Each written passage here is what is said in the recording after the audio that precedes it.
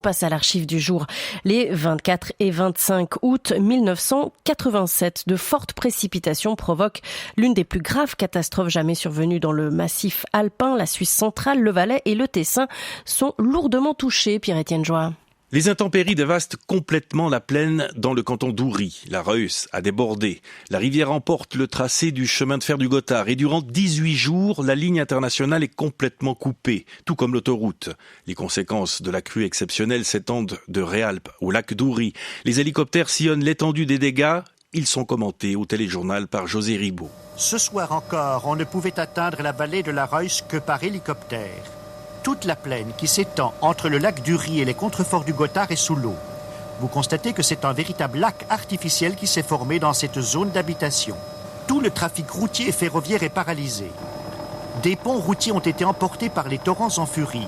C'est une situation de faune qui est à l'origine de cette catastrophe naturelle, une des plus dévastatrices de mémoire d'Uranais. Ce soir, des centaines de maisons sont encore prises dans les eaux qui ont quitté le lit de la Reuss à la suite de la rupture de plusieurs digues. À Flulon et dans d'autres localités du canton d'Uri, on ne peut se déplacer dans les rues qu'en bateau. Les touristes qui l'ont pu se sont enfuis. Il faudra attendre des mois pour mesurer toutes les conséquences de ce drame.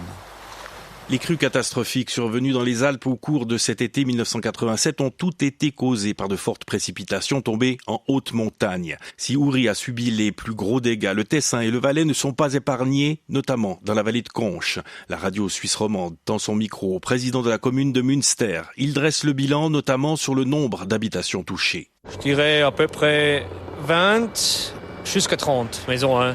Une est totalement effroulée dans les vagues. À peu près 10 autres ont pris des trucs énormes. Et en parallèle, il y a plusieurs centaines d'hommes qui travaillent et qui ont travaillé toute la nuit. Oui, bien sûr. Et maintenant, ça va commencer avec le débarrassement. Et ça, c'est nettoyer. L'eau potable, il faut reconstruire. La canalisation, le courant, tout comme ça, c'est énorme. Et vous pensez qu'il faudra combien de semaines pour essayer de rétablir la situation ici au village? Parce que c'est vraiment impressionnant. Je crois que ce n'est pas des semaines, c'est des mois, même des années, je crois.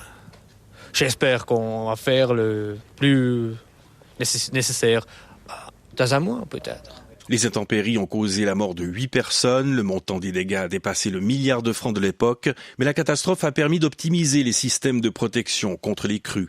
En octobre 2020, pour la première fois depuis 1987, la Reuss uranaise est sortie de son lit comme il lui arrive de le faire tous les 50 ans. Les digues n'ont pas suffi à contenir les masses d'eau, mais l'excédent a alors été dévié vers l'autoroute et ses environs, comme prévu dans le concept de protection. Bien que les niveaux d'eau soient montés très rapidement, l'autoroute n'a été fermée, c'est relatif, que pendant 20 heures. Pierre-Étienne Joie pour l'archive du jour.